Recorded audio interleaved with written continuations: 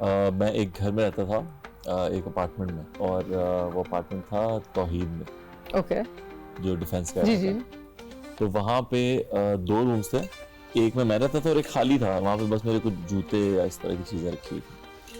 तो वहाँ पे ना रात के टाइम किचन में से ना बर्तनों की आवाज़ें आती थी।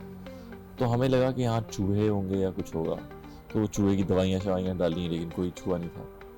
फिर ऐसी आवाज़ आती थी जैसे कोई अंडा फ्राई कर रहा है तो पहले फ्राइंग पैन रखेगा, फिर चमचा चलाएगा, फिर फ्राइंग पैन हटाएगा, नल खुलेगा, नल बंद होगा, इस तरह की आवाज़ें आपको कमरे में बैठ के आ रही हैं।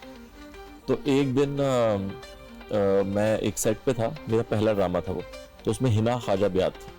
तो उनको मैं बता रहा था कि इस तरह आवाज़ें आ रही थी। मेरा दोस्त आया हुआ था तो वो बहुत डर रहा था, तो मैंने कहा कि मत करो, बंद कर दो, तो आवाज़ें बंद हो गई।